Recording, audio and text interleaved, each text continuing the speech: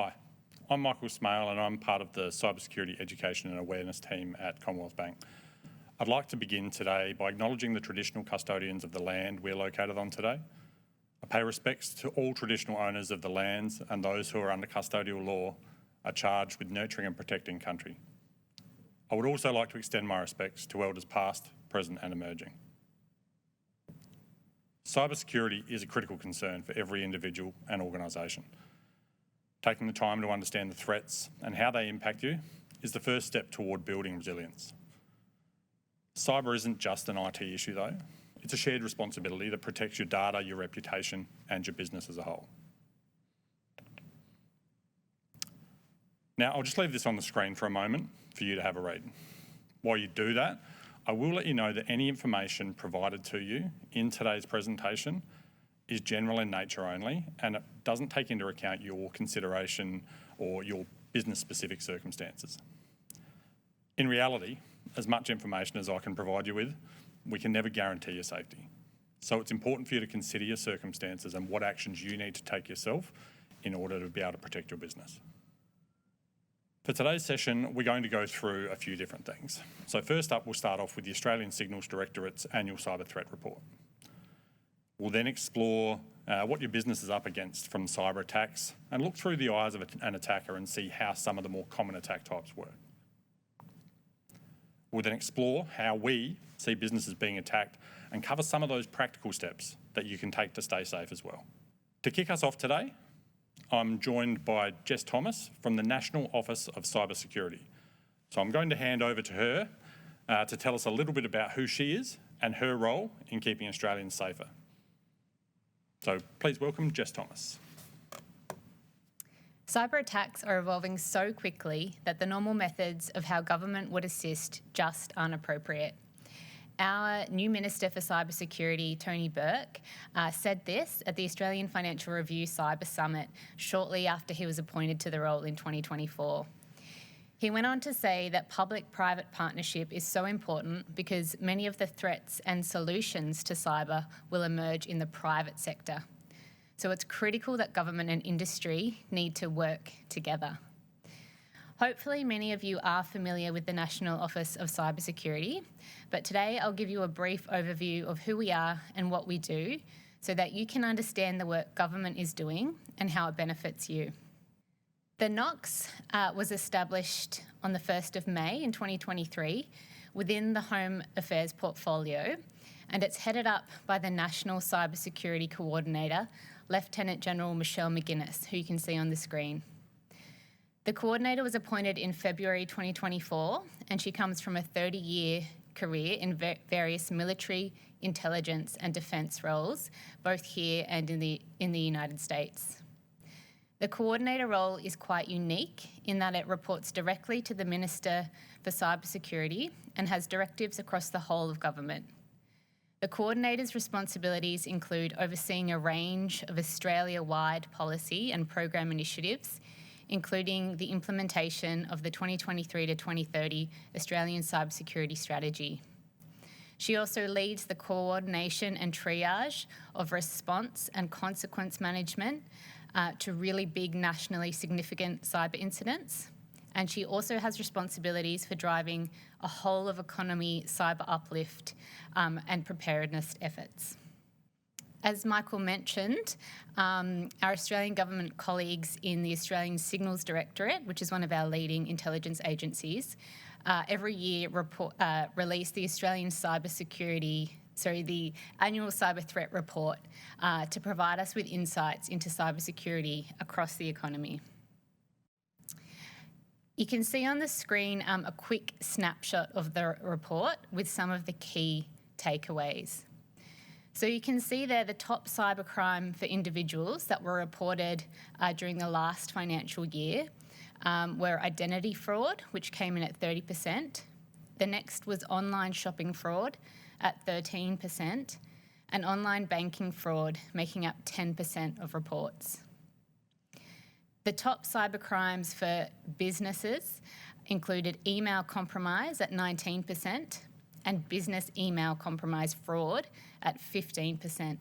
The difference between email compromise and business email compromise fraud is that there is a direct financial loss associated with the fraud component. And lastly, identity fraud made up 11% of those reports by businesses. The top 5 reporting sectors you can also see on the screen there. No surprise, government was at the top. We're very familiar with reporting and understand the importance of that. Financial and banking industry was also up there.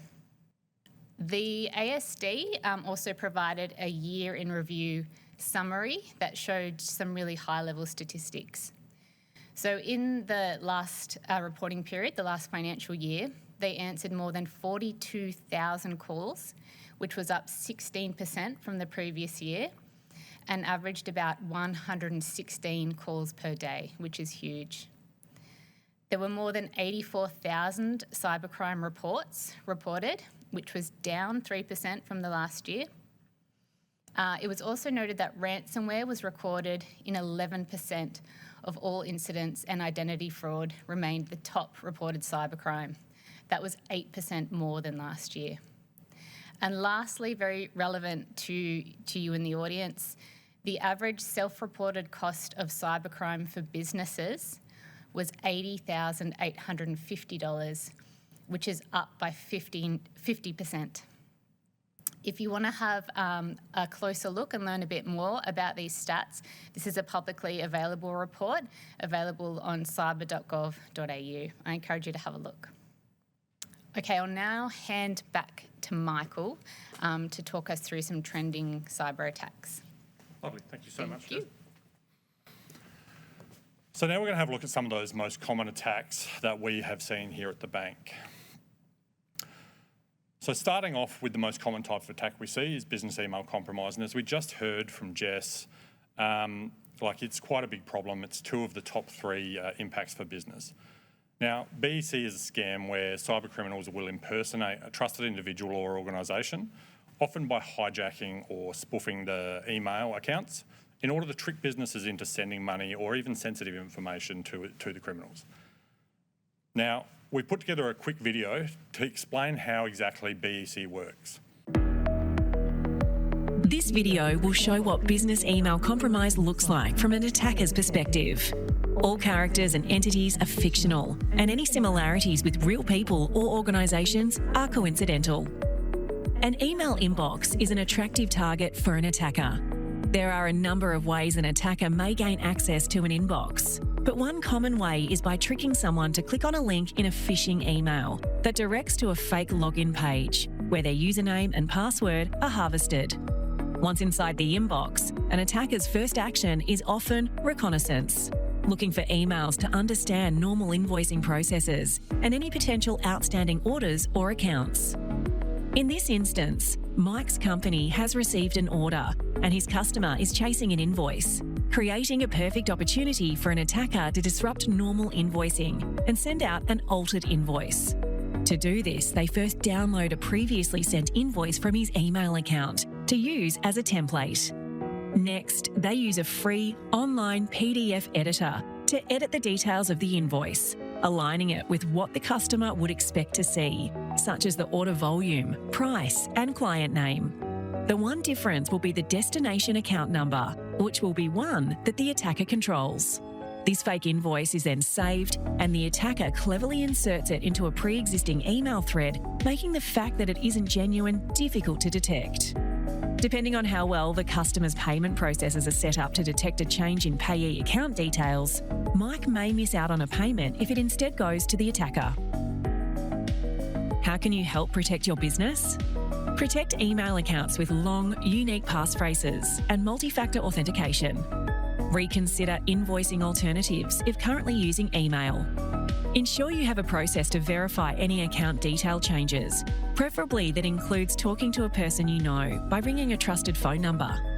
Talk to your IT service provider about how to protect your domain names. To learn more, visit commbank.com.au/safe.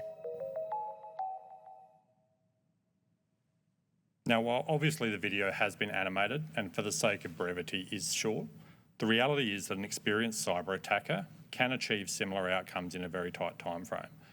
So it's always important to make sure that we're taking those extra actions to secure our accounts and ensure that, when we see notifications, that we're paying attention to what they actually highlight to us. Now, business email compromise attacks continue to rise. Understanding the prevalence is crucial because it's highly likely that yourself or even someone in your personal or professional networks will actually be affected. As we mentioned earlier, it can be achieved several ways. So in the diagram there you'll see on the screen at the moment, first up at the top line you'll see what we call business email scamming attack path. Now, that's where someone's pretending to be you with a goal to impersonate a trusted identity to trick victims. Usually achieved through domain spoofing, where a fake domain is made to look legitimate. Display name spoofing, where familiar names in the email address are used to try and mislead the victim. And lookalike domains is the other one. And that's when domains are slightly altered to appear authentic. So it could be as simple as changing a letter O to a 0. Now, when we look at the bottom half of the diagram, it shows the actual email account compromise. And that's where the attacker gains access to a real email account. Can typically be achieved through a range of different methods, including a password spray, and that's just where an attacker is trying common passwords across many accounts. And it's why we highlight the need to ensure that your passwords are highly secure. Phishing is another mechanism, which we'll talk about in a little while, and many of you would already be aware of it. But essentially, phishing emails are sent in the hope to steal those credentials so that they can access useful accounts. And the last avenue is malware, and that's obviously used to infect your systems to capture those login details or gain access to systems or sensitive areas. Once the account is compromised, the attacker can use the fact that they're communicating via a trusted source to launch things like an internal phishing or a BEC attack of their own. So once it's coming from that known email address, it makes it easier for them to try and extend their reach and try and gather further credentials. Supply chain phishing, which can also lead to business email compromise, where they'll attack either your suppliers or even your customers and try and get them to send money through to them. And lastly, data exfiltration. Whilst not as common as some of the mechanisms we see, it's absolutely a risk to businesses where they'll use those accesses that you've granted them in order to give the ability to take that information that may be sensitive to your business or to yourself. So the easiest way to remember this is the business email scamming is impersonation without access, and email account compromise is real account takeover, both potentially leading to financial loss and data breaches as well. Recently, we've seen an evolution of the normal BEC attacks as well to include attempts to redirect employee payroll. It's a huge moneymaker for scammers and attackers, but with robust internal processes, it's very easy to stop. So let me explain how it works and at what points it could be stopped. So first up, cyber criminal, they will open up a bank account, either directly or potentially via a money mule. Once that's set up, the scammer then selects their target organisation. They identify some of those key targets through open source intelligence, which is a fancy way of saying, they go to LinkedIn and scrape a bit of detail about you to identify some of those key individuals. Think executives, VP of Finance, Head of Treasury or account managers and the like, or even payroll employees and the HR department. So while they'll then also try and scrape as many employee data as they can, and often this is where some of those social media avenues can actually help. They then carefully craft their bait. Usually it's an email from a free email provider like Gmail or Yahoo, but it can be anything. The important thing is it comes from an account with the name of an employee. The email will be sent to one of the key targets asking how they can get their bank account changed, as they've recently changed banks or they may have an issue with their current account. Sometimes they might even use a little bit of additional scammer magic to try and generate that sense of urgency, like there's a risk to an account and so they've had to change it and they're desperate to get it changed for them. The target then updates the employee file with a new BSB and account number as requested. And the next scheduled pay run, the salary is diverted to the fraudulent account and the scammer then collects their funds and moves it onto a different account, usually several times, normally very quickly and often overseas. So what can we do to prevent this from being successful? So the first thing is we can stop it at the source by limiting the information people share on social media and educating people about the impacts of what they share and what their privacy settings should be. We can also append security warnings to external emails so that we know to be vigilant with them. And all staff can be trained in cybersecurity awareness so they know what to look out for and to question some of those sorts of requests. We can also ensure that there are internal processes to follow for any change of financial detail requests, including they must come from a company email or ideally completed through a company intranet form or online HR system. I mentioned phishing before, and given we've talked about how often it's used, let's have a look at a phishing style message. And while we know people are certainly more aware than ever of the role of phishing and the risks of it, the reality is it continues to be a highly successful attack vector for criminals to use, with many of the attacks starting that way. So unlike a few years ago when phishing emails and messages were largely gibberish, the advent of generative AI has meant that even the least sophisticated attackers can craft emails and even websites that look and behave like the real deal, which is why it's important for us to consider the red flags. Now, we've called out spelling and grammar, and while it is less common, it's not completely absent and can often be a good tell. Now, these messages, whilst looking legitimate, will generally ask for something like personal or sensitive details. Now, it could be ID information, bank account details or card numbers, or even just to ask you to click on a link, which may then install the malware on your device. The email will also create a sense of urgency, and criminals have become very good at understanding the emotional levers with people that they can pull on, which is often fear of a penalty or a personal impact. And by embedding those links on the page disguised as a button to achieve the desired outcome or even hidden behind images, they give a very easy path to comply with to their victim. So it avoids you having that time to consider what action you're taking and is it appropriate.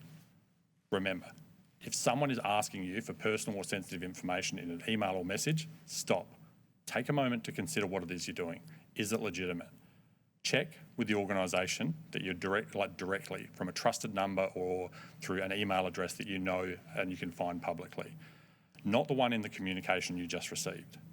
And lastly, reject those pesky criminal attempts. So next up, we're going to explore thinking like an attacker. One of the first things an organised cyber criminal will do is perform some reconnaissance on their target, which sounds a bit spy-ish, 007, but it's really all about knowing what they're up against, and it's very easy for them to do. Often, all it takes is a quick Google search to get the ball rolling. From Google, they can often find out names of key people like the owner or CEO, who is someone who's in finance, or any public-facing email addresses. And if websites haven't been set up properly, sometimes they can gather information from those as well. Information that you think private could often be found.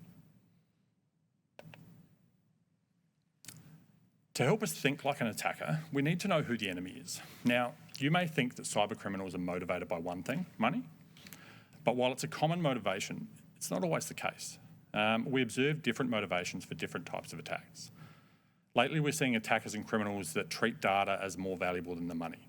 So while some attacks are absolutely designed to cause outages and disruptions to regular business operations, there's also the increasing ease at which once sophisticated the cyber attacks can be launched. And I'll show you an example of one shortly.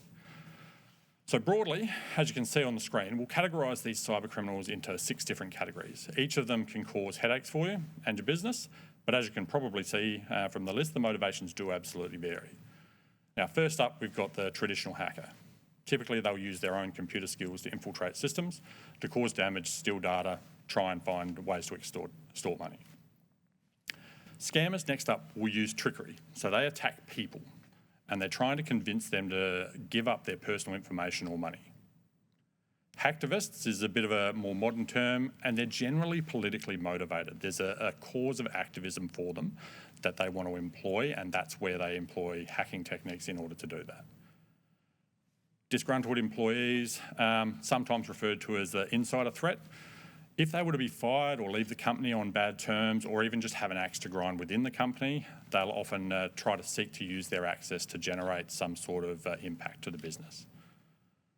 State actors, now they'll usually have government backing and typically they'll spread misinformation or attack critical infrastructure. Over recent years, we've seen a massive uptick in that, and often what we'll find is traditional conflict will help drive some of that state actor behaviour as well. And lastly, we've got script kiddies. Generally, they're inexperienced users, then they're just using existing scripts or downloadable software that they can then employ to try and get whatever outcome it is they're after. And often it's just to be mischievous. Used to be the case that people would go and do crazy things as a kid, riding around on their push bikes. These days they do it from behind a computer screen. So planned and considered cyber attacks are typically moved through a process called a cyber attack chain, with some of these steps being quite technical. However, it isn't a barrier, as there are a lot of services readily available from the dark web as part of the criminal ecosystem to help attackers fulfil their ultimate goal. Stealth is key for criminals as they move through these stages. Their aim is to stay as unknown to the target as possible until they've fulfilled that goal. So the first step is reconnaissance. Now, this is about collecting the information necessary to complete their attack. Often, it's usually researching that publicly available resources, using sources such as LinkedIn, Facebook, other social media mechanisms, and Google and other similar search engines. The resources like names of staff, those positions, email addresses where they can find them, domain names, IP addresses, but even personal information to try and help them create some of those password breakdowns. Information about an organisation's suppliers can also be useful, which is why it pays to think about what information you and your staff are sharing publicly, even on platforms like LinkedIn, that could be exposing those details that would make it easier for an attacker to trick you or find a weakness to exploit. The second and third stages are initial compromise and persistent access. Now, this is where that hacker will use the information they've collected to launch an attack through their target's employees, technology, or even suppliers. For example, they might exploit an unpatched software vulnerability, such as a bug in a particular version of an operating system or even an unupdated piece of hardware. They'll discover that in that reconnaissance phase, or they'll try and trick an employee into downloading something as a way of bypassing it. Additionally, we've actually also seen a rise in what's called initial access brokers. And this is where we talk to the point that it's become even easier. You don't necessarily always need to have a technical background to find this information. Initial access brokers allow time-poor attackers to really skip that reconnaissance stage and instead pay someone for a way into that organisation. Now, the last stages of the cyber attack chain are discovery and movement and goal fulfilment. And they're fairly self-explanatory. They're where the hacker compromises that computer, and then all they have to access is what's on that device. So in the case of having a person's password, whatever information and accounts that person will get them into. And it's why the next step for most attackers is to start snooping and seeing what else is visible from there. Other computers, what other accounts that same password may get them into, and how they can then escalate the permissions to give them that ability to become privileged and bypass security controls or find more valuable information. Once an attacker has access to a large part of the network, including some of those critical services, they can set about accomplishing their goal, whether that's spreading malware, stealing information, or even causing damage. So what we're doing when we're putting in protections and controls is really trying to create those speed bumps that slow down the attacker and hopefully will deter them from progressing deeper into their attack. We talked about reconnaissance as its critical step for attacks. So let's see how easily information can be weaponised. Open source intelligence, or you may see referred to as OSINT, is known as the act of gathering information about a target that's available. We see that the information used in methods such as this and from data breaches is used to launch further attacks. So I'm going to play a quick video for you now showing how powerful OSINT can be in password-based attacks. This video will show you what a password brute force attack looks like and how to help protect yourself against these. All characters, websites and social media accounts depicted are fictional, and any similarities with real people or organisations are coincidental. Sarah owns an online pet care and accessories business called Puppy Heart. Not long ago, she shared some of her personal photos online via social media, which could be viewed by anyone. Her profile includes some details that could be useful to an attacker. The number in her handle, for instance, might be a number of significance. Her post history also reveals the names of her pet, children, partner, and some additional significant facts, such as their dates of birth. The attacker can now use all the information they've gathered about Sarah to generate a list of passwords she might be likely to use. This includes allowing for common substitutions people use to try and make their passwords more complex. The attacker will then try all these possible passwords against the login page for her website, hoping to find a match. The attacker would then use the discovered credentials to log in as an administrator for Puffy Heart. From there, the attacker also tries their luck using those same credentials to log in to Sarah's email account. What we've just demonstrated may once have been considered a sophisticated attack, but now those tools are readily available and don't take any real technical knowledge to operate. Remember, be careful what you share online. Your passphrases should be long and strong, making them difficult for both computers and people that you know to guess. Think something like 10 red goats graze on olives. Switch on multi-factor authentication wherever you can. To learn more, visit commbank.com.au/safe.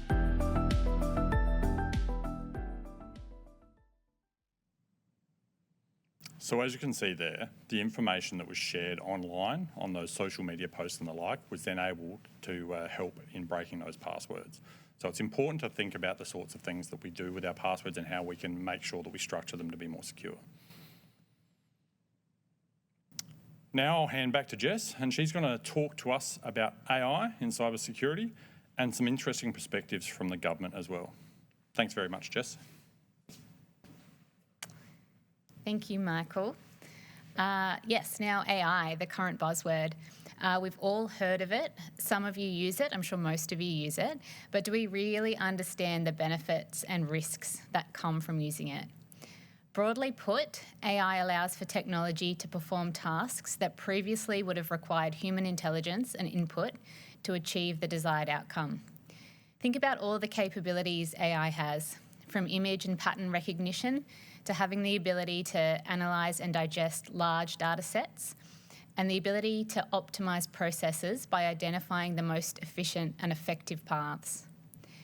However, despite having such exciting benefits, it also comes with huge risks, as all new technology does. These can range from pretty minor issues to more serious, even national security risks. I want to start by saying NOCS and the government absolutely encourages the safe use of AI in cyber by all Australians. We really need to be able to use it safely, otherwise we'll be left behind by our adversaries. You can see here three main types of AI, and I'm just going to go through them quickly. The first there is machine learning. So this is a method where an AI system takes in data, so examples, patterns or information, learns from it by finding patterns or relationships within that data set, and then makes predictions or decisions based on what it learns. So some really common examples of that are Netflix recommendations. So Netflix will pay attention to the shows that you've watched and you liked and make recommendations about what you might want to watch next. Also, spam filters in your email system are an example of machine learning. The next there is natural language processing, NLP. Sometimes it's also referred to as LLP, large language processing, or large language models. This is a field of artificial intelligence that focuses on enabling computers to understand, interpret, generate and respond to human language. So in simple terms, it helps computers understand what we say or write. So some common examples of this are speech recognition, turning speech into text. For example, when you say, "Okay, Google," or Siri or Alexa voice typing. Those online translation apps are another example of that. The third and final one on the screen there is generative AI. So this is a type of artificial intelligence that can create new content, such as text, images, music videos, code, or even 3D models that resemble what humans might produce. So think of it as AI that can generate things, not just analyse or classify them. It doesn't copy, it creates something new based on what it's learned.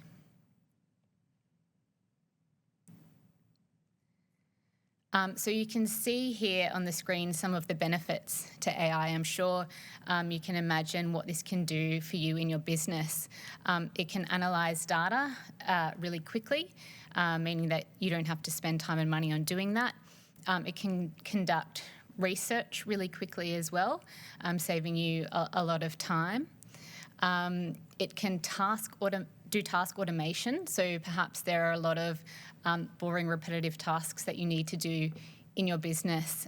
You can get AI to do those for you, again, saving time and money. And it also has the potential to do hazardous activities that would be unsafe for humans or pose a risk to humans. So huge benefits associated with AI. But there are some really important challenges associated with it as well, and it's really important for you to understand what they are so you can adopt AI safely. You can see these on the screen, and I should say these are also publicly available. This information is publicly available. The first there is data poisoning. So that occurs when an attacker manipulates an AI model's training or fine-tuning data by adding, altering or sourcing poison data or feedback, causing the model to learn incorrect patterns and produce inaccurate, biased or even malicious outputs that can undermine any function relying on its integrity. Input manipulation attacks are similar to this. So it will, those attacks can change what you would like the AI model to do, and it can be used sort of against you. I'm sure many of you would have heard of AI hallucinations. A generative hallucination is when an AI model, like a chatbot or an image generator, produces an answer or output that is confident sounding but factually incorrect. So it could be made up or not supported by its data. So a hallucination is when AI makes things up, which means you can't automatically trust the output. Privacy and intellectual property concerns are huge. It's critical that you're really careful about putting sensitive customer data into AI models. There is potential for that important, protected, sensitive information to be misused or to fall into the wrong hands if you put it into AI models without the correct sort of mitigations around it. And then finally, model stealing attacks. That's when an attacker can steal the AI model and then use it for malicious purposes. So as I said, I want to keep reiterating the NOCS absolutely encourages the safe use of AI in cybersecurity by all Australians and Australian businesses. Ultimately, we must embrace AI if we don't want to get left behind, and we should be able to leverage the immense benefits and the potential that it offers, but we really need to do so safely. So the Australian government is working hard on this. In January this year, we published the Artificial Intelligence for Small Business Guidance on cyber.gov.au. This is a free resource that steps you through what to consider. It was put together with our New Zealand counterparts and the Council of Small Business Organisations Australia, COSBOA, and explains the key cybersecurity risks of small business adopting cloud-based AI technologies and how to mitigate them. So while traditional threats such as phishing, ransomware, and insider threats, as Michael spoke about, are still really relevant, this guide focuses on important cybersecurity risks related to AI specifically. You can see the key considerations on the screen, and I encourage you to have a closer look at the guide for some more in-depth information. As AI becomes part of small business operations, understanding the related cybersecurity risks is essential. Businesses must take proactive steps to protect data, consider privacy and business systems. Having strong cybersecurity practices is crucial to reducing risks in an evolving and complex emerging technology space. I will say as well, you'll notice on the screen, a lot of the mitigations up there are really similar to the basic cybersecurity mitigations that the Australian government recommends. So, for example, limiting access, making sure only the employees that need to access certain systems and information are the ones with the access, ensuring you've got backups, MFA, etc. But there are some more AI-specific considerations in this guide, which I encourage you to have a look at. In addition to the AI for Small Business Guide, the government is working on a number of initiatives to improve the environment we all operate in. We don't want the burden to be on businesses solely. So, notwithstanding opportunities and risks AI poses to businesses, it will almost certainly increase national security risks, and this will likely be compounded by potential risks that we haven't even contemplated yet, relating to data security, integrity, and more.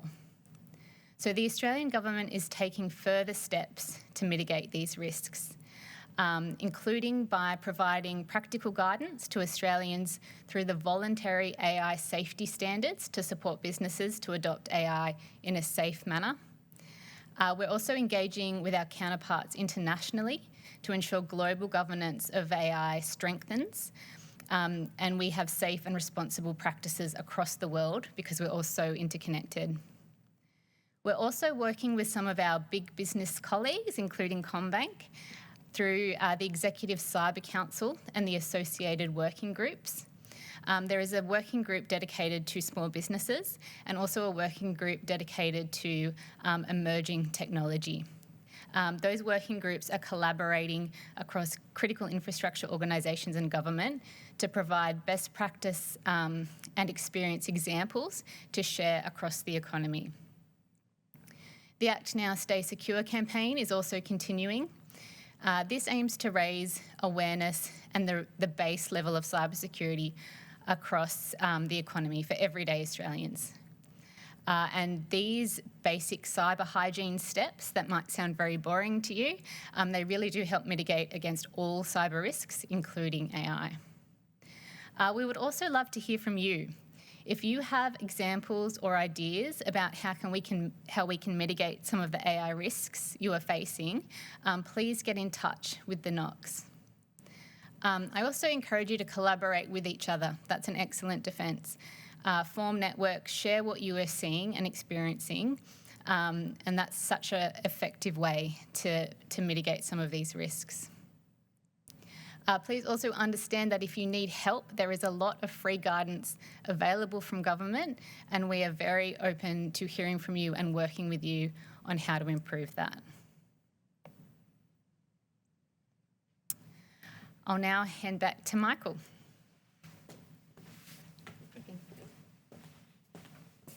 Thanks very much for that, Jess. Given we're talking about AI, I thought it was a fantastic opportunity for us to share a collaboration that CommBank has recently undertaken with Macquarie University. And we partnered with Pad.ai, a cyber intelligence firm that uses AI-powered bot profiles that are engineered to engage scammers, gather critical intelligence, and also disrupt scam operations. So I'm going to play a quick clip for you to show you exactly what a Pad.ai is. Hello, this is a call from Fraud Department. My name is Rachel, and the reason for my call today is that we identified some suspicious activity on your account. Oh, okay. What's the problem? Did you need me for anything? Have you authorized a purchase of a MacBook Pro to be delivered to an address in Thailand? I live in Sydney and know no one in Thailand or anywhere else for that matter. I mean, I definitely didn't order this stuff. So, I was saying, it looks like someone may have accessed your account without your permission. This purchase is pending and we need to cancel it before it's processed. Can we use a few minutes to verify your account first, please? Sure thing, as long as you're not asking me to pay anything. By the way, this is really weird, you know. I mean, I barely use my account. I can't even tell you when the last time I've used it. Probably that was just to buy a couple of things for Christmas for the kids or stuff like that. Now, if it wasn't clear, the victim on that call was actually one of a Pad.ai's bots engaging with the scammer. So the bots are designed to mimic an authentic Australian accent and respond to real-time questions, making the interaction feel genuine to the scammer. Behind the scenes, the technology also uses advanced voice synthesis and conversational AI to keep scammers engaged for as long as possible. Now, it not only helps CommBank gather real-time scam intelligence to protect our customers and the broader Australian community, but it also wastes scammers' time. Every minute a scammer spends talking to a bot is a minute that they're not targeting another Australian. If you'd like to learn more about our partnership with Apade AI, check out the article on the CommBank newsroom website, where James Roberts and Dali Kafar explain the methodology and technology behind it all.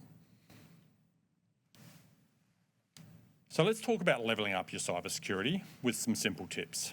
Jess has obviously gone through some of them as she went through her section, so some of this will seem familiar to you.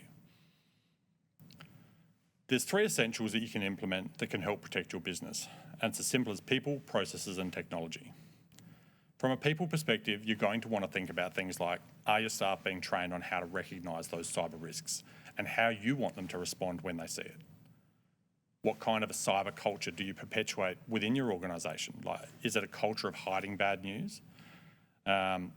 Is it a very hierarchical organisation with a culture of not necessarily questioning requests from above, which could be a problem in a case such as employee impersonation, which we saw before?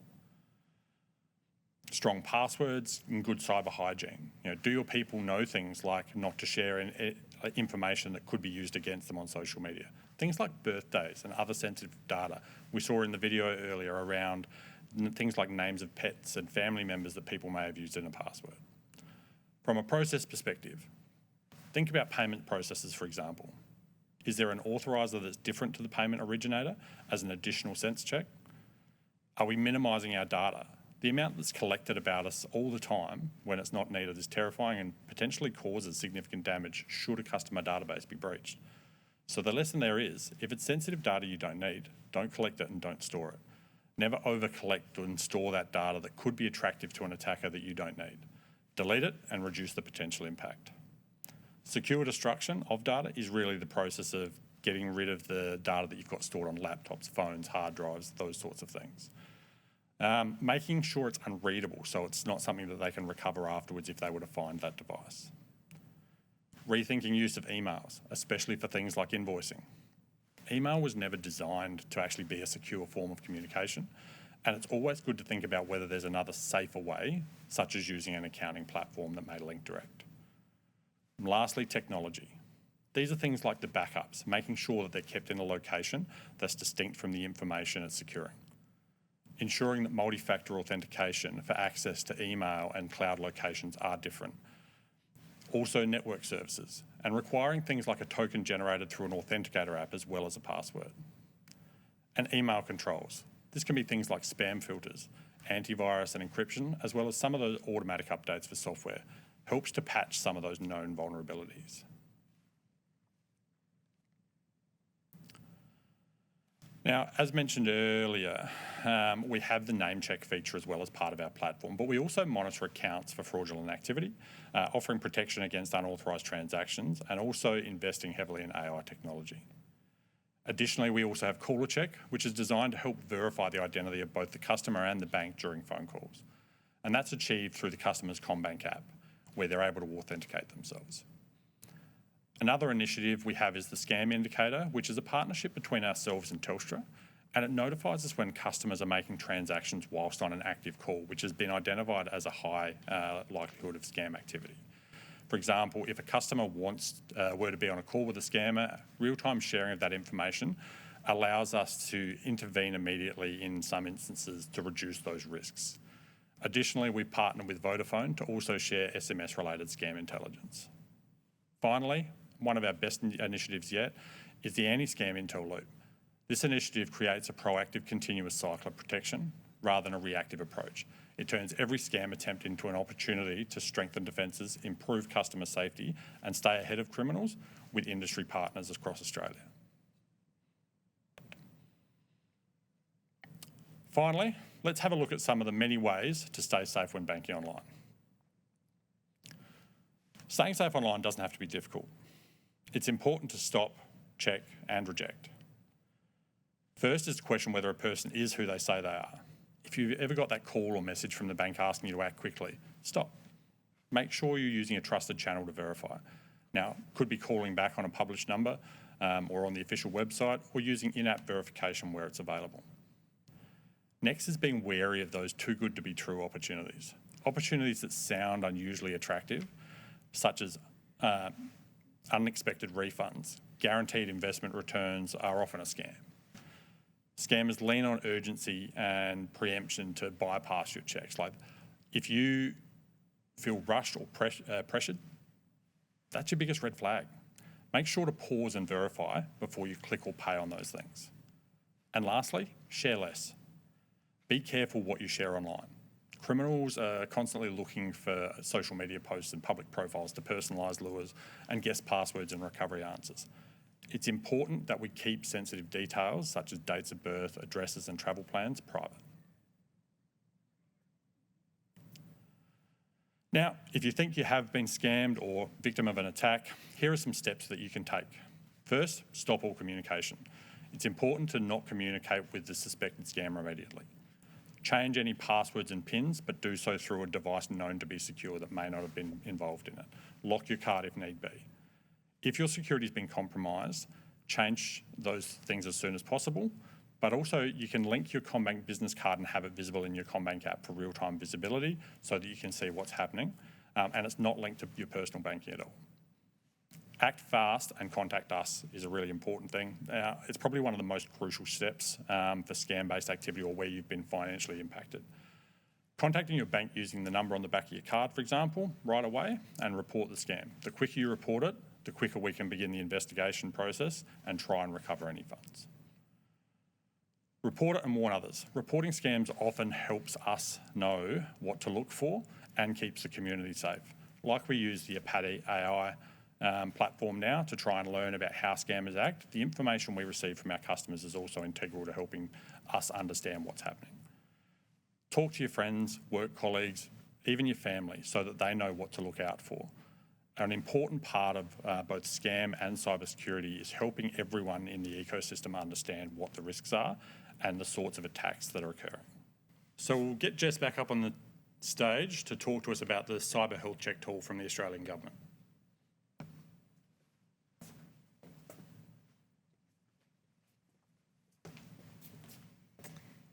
Thanks, Michael.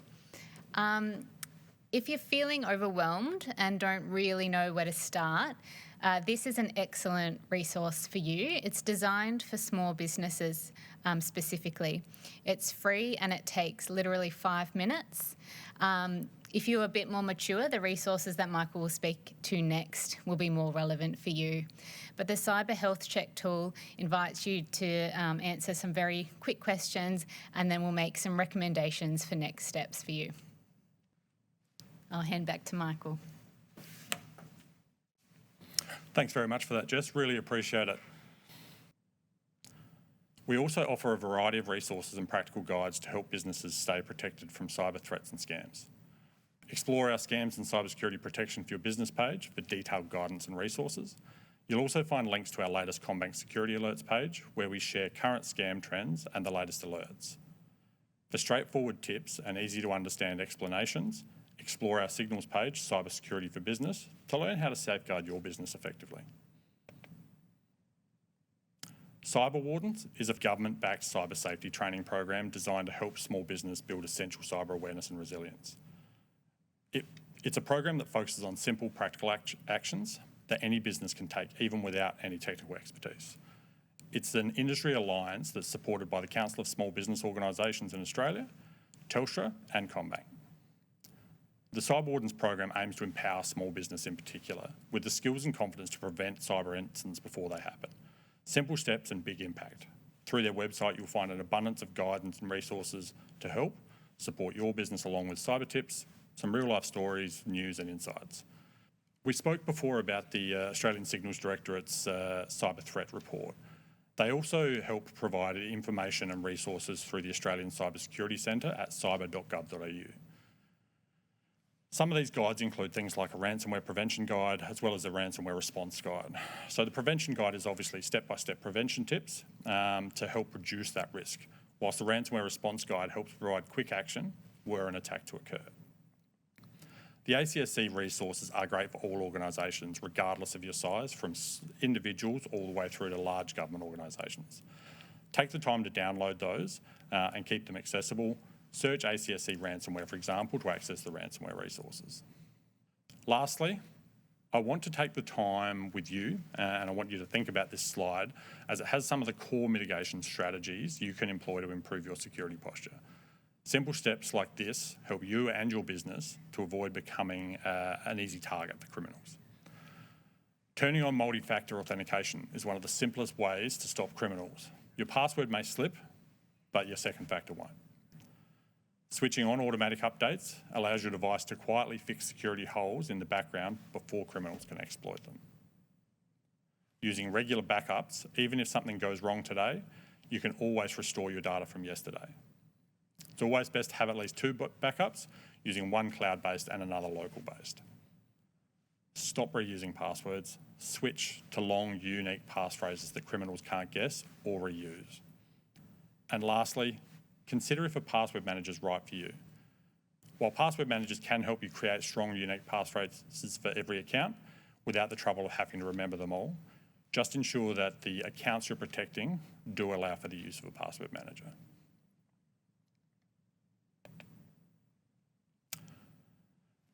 Thank you very much for your time today. Your feedback is critical to the success of these presentations going forward. Please take a minute to scan the QR code on the screen and complete a few quick questions on today's session so we can keep evolving and delivering the content to you. In a moment, Jess will join me again and we'll have a Q&A session where you can ask some of those burning questions you've got.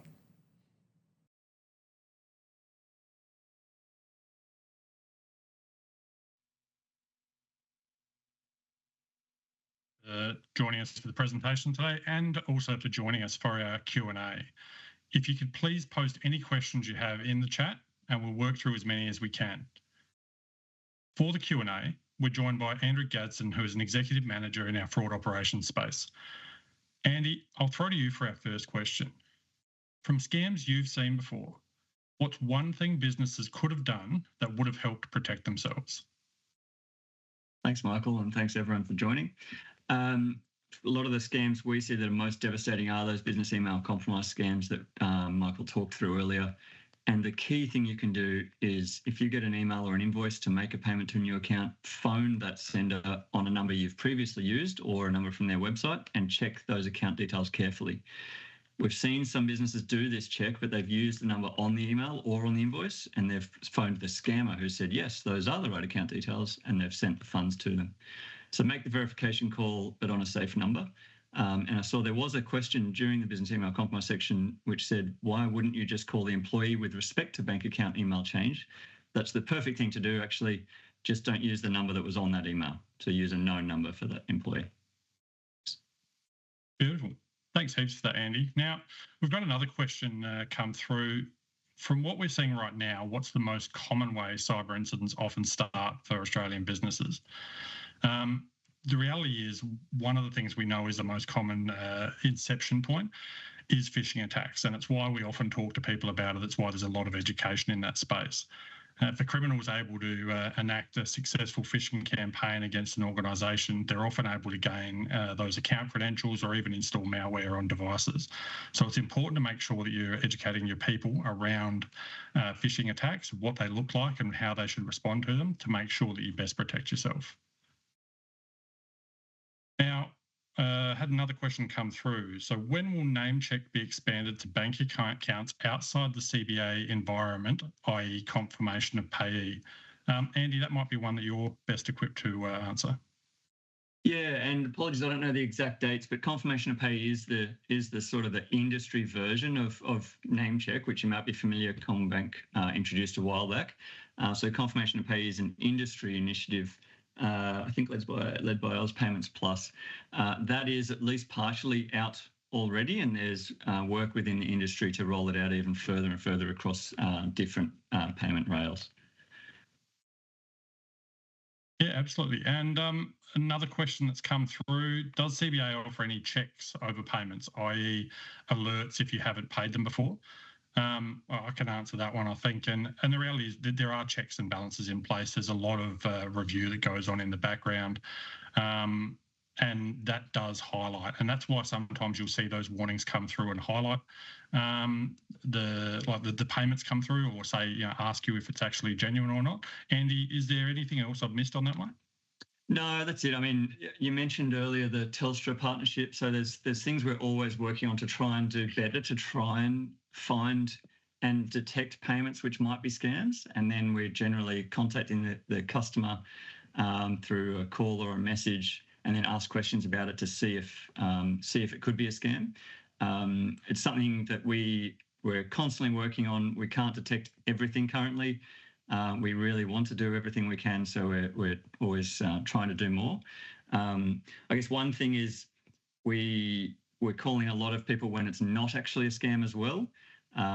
So it's just important for us to constantly try and work on improving the number of scams we're detecting while reducing the number of genuine we're alerting on. Yeah, absolutely. Now, we've received a question come through about online businesses and scams that potentially impact them, how they can sort of report those to banks, including banks that may not necessarily be their own bank, and how would they report it. Speaking for CommBank, a really good way to pass information along, and you won't necessarily get a response from it, is through our hoax@cba.com.au website. All of the emails that go through to there are reviewed, and especially where there's patterns starting to appear, it can help us actually make determinations and add that information into our systems that monitor. Likewise, usually the general helpline, if you call up and ask to speak to someone in the scams or fraud area, they may be able to support you as well. The important thing to understand is the amount of intelligence that does come in, it doesn't always enable us to be able to return emails or come back to people and say, yep, we've taken that on hand.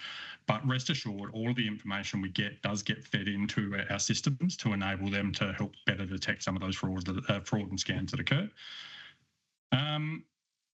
So a question that's been put up, if we had to improve just 3 areas this year, where would we get the biggest risk reduction? Jess, I might throw over to you. It'd be good to get a government viewpoint on that one.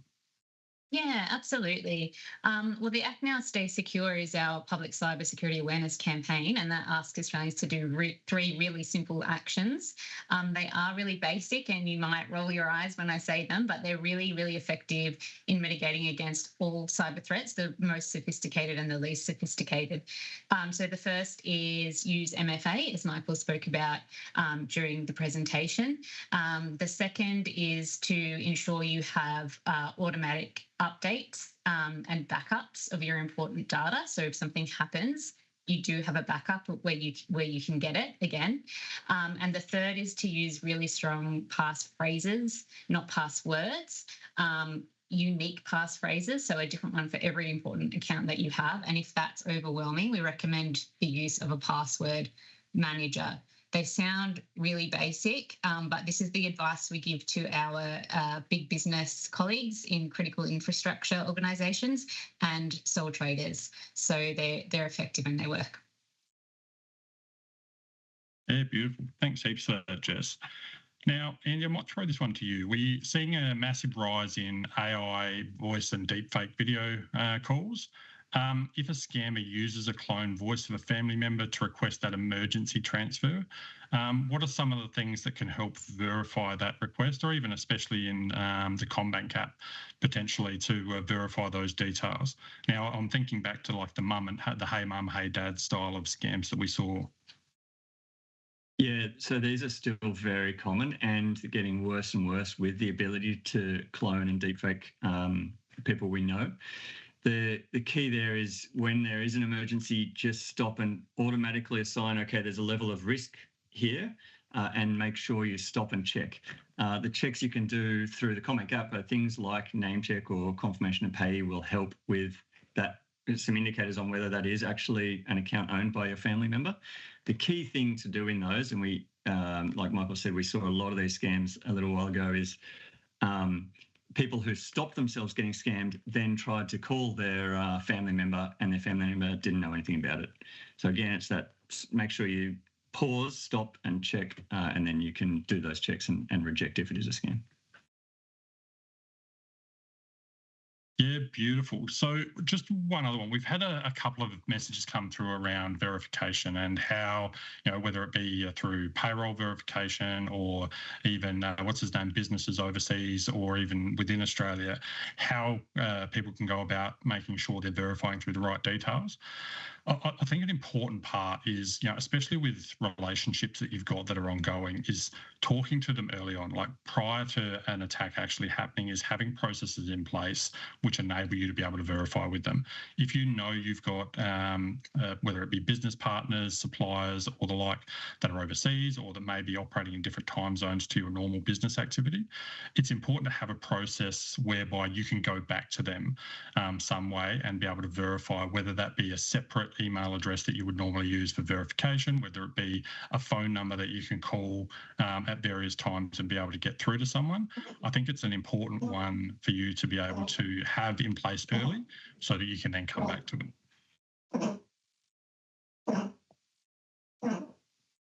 So we've got a question come through. Just give me 1 second. So small business, for example, mortgage brokers, sometimes required to collect ID documentation and other supporting docs in prepare for loans. It's a regulatory requirement for us to collect information, but how can we receive and hold that information? Is there a best practice without requiring an enormous budget? Jess, what's the government's perspective on managing ID? This is such a good question. We say treat it like a hot potato, like try and get rid of it as soon as you can. So obviously you need that sensitive information for a business purpose. But once you have used it, get rid of it, delete it, tell the customer you've deleted it. Also really restrict access. Make sure that it's stored in a place where only the people that need to see it can see it, that other people can't see it, and it's not going to be easily sort of infiltrated or misused. So that's our advice: as best as you can, hold on to it for the smallest amount of time possible, and that the smallest number of people have access to it. Yeah, fantastic. Thank you for that. We've had another one, I think, that's probably right up your alley, Jess. So should Australian companies be using the Essential 8 for benchmarking purposes? It depends is the answer to this one.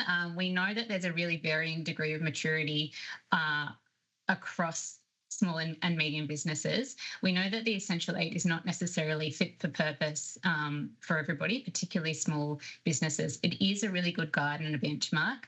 However, the environment continues to evolve. My department's actually working on a new framework for small businesses. So that's sort of under development under Horizon 2 of the National Cybersecurity Strategy. But we have been listening to what people have been telling us, and we're trying to come up with some better guidance. But I think particularly if you're a medium or medium to larger size business, the Essential 8 is a really good benchmark. Fantastic. Thank you so much for that, Jess. And thank you also, Andy, for joining us for a Q&A today. Massive thank you to everyone for joining us for the presentation today. I hope you all took something away from it. We'd love you to provide feedback via the QR code. And again, Jess, Andy, thank you so much for joining us. I appreciate you taking your time out of a busy day. It's an important topic we've got to speak to our clients about. And I think the more we can collaborate on things like that, I think the more secure we make Australia. Thank you. Thanks so much, Michael, and thank you, CommBank.